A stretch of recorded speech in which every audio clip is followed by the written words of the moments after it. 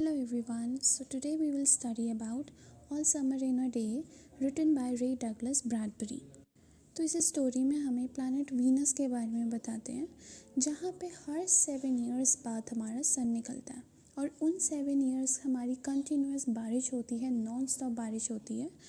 तो ऐसे ही हम एक क्लासरूम देखते हैं जहाँ पे बच्चे डिस्कस कर रहे थे कि वही डे जो था, जिस डे की हम बात कर रहे हैं, उसी दिन हमारा सन अपीयर होगा। आफ्टर 7 इयर्स आज सन अपीयर होगा। तो सारे बच्चे यही बात कर रहे थे। अब उस क्लासरूम में सारे बच्चे 9 इयर्स के थे।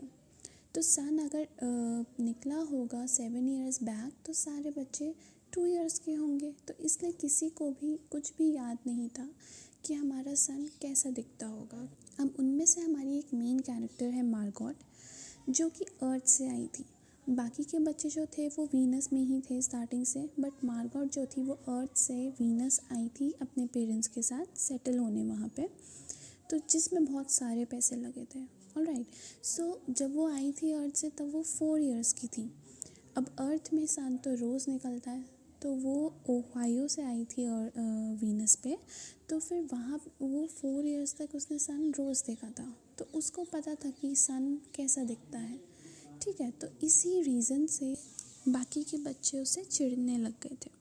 सेकंड रीज़न उनकी जेलसी का ये था कि मार्गॉट जो थी उनके साथ कभी मिक्सअप नहीं हो पाई।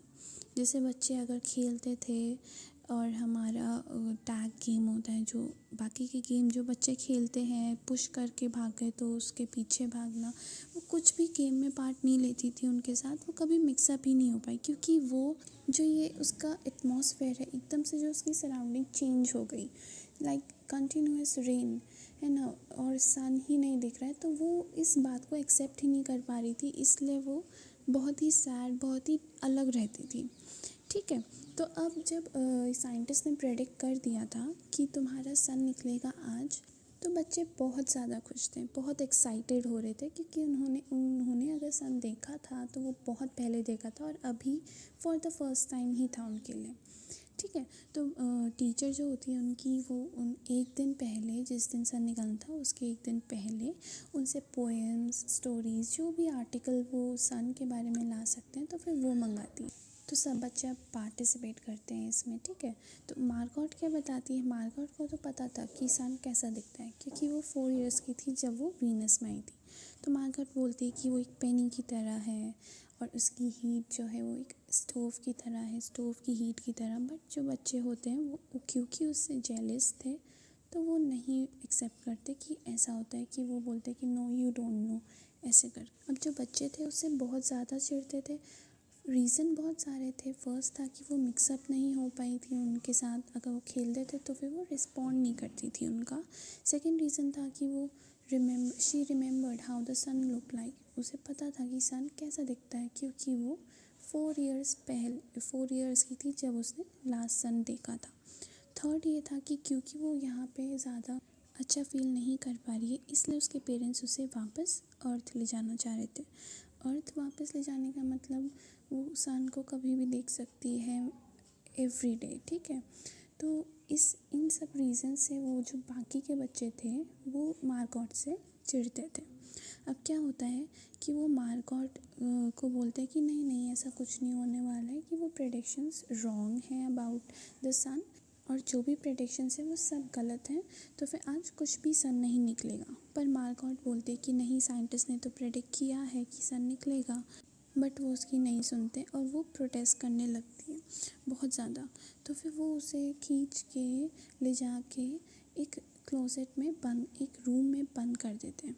अब वो बहुत बहुत रोती है, बहुत प्लीड करती है, बहुत रिक्वेस्ट करती है कि मुझे रूम से बाहर निकाल दो, मुझे सन देखना है। बट वो नहीं निकालते और वो वापस क्लासरूम में चले जाते हैं, क्लास के बच्चे।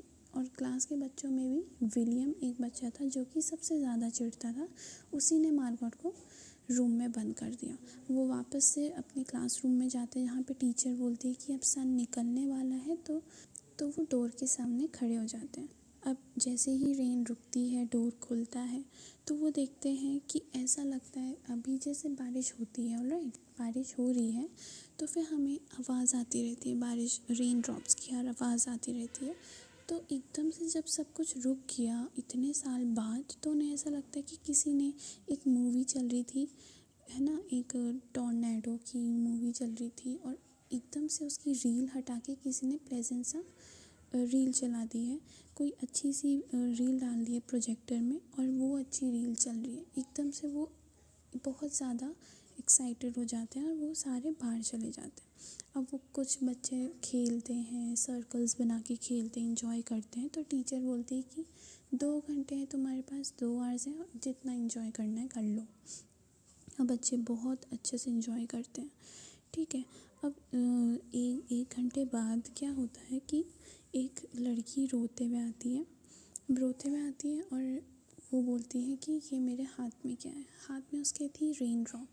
तो एकदम से फिर बारिश भी स्टार्ट होने लगती है, थंडर आने लगता है। तो फिर वो वापस से अपने अंडरग्राउंड जो उनके बेस थे उसमें चले जाते हैं। ठीक है। अब सब कुछ दरवाज़ा बंद हो जाता है, तब उन्हें रियलाइज़ होता है कि मार्गॉट कहाँ है। तब उन्हें बहुत ज़्यादा गिल्ट होता है कि मार्गॉट को हमने बंद कर दिया था। वो वापस से उसी क्लोज़ेट में जाते हैं। क्लोज़ेट में देखते हैं कि मार्गॉट अंदर थी। वो डोर खोलते हैं क्लोज़ेट का और मार्गॉट को बाहर ला जाते हैं। और इसी के साथ हमारी ये स्टोरी एंड हो जाती है। अगर हम समराइज़ करें तो मार्गॉट को बस सन देखने को इसलिए नहीं मिल पाया क्योंकि उसके जो क्लासमेट्स थे वो उससे चिढ़ते थे, क्योंकि वो अर्थ से आई थी और उसने सन देखा था, और या फिर उसके पेरेंट्स अर्थ ले जाने वाले थे फ्यूचर में। और एक और लास्ट रीज़न, जो कि वो उनके साथ मिक्सअप नहीं हो पाई। तो इन 3 रीज़न्स की वजह से बच्चे चिढ़ के मारे उसे क्लोज़ेट में लॉक करके अपना एंजॉय करने लग जाते हैं और भूल जाते हैं उसके बारे में। और जब वापस आते हैं तब उन्हें बहुत ही गिल्टी फील होता है और वो मार्गॉट को निकाल देते हैं।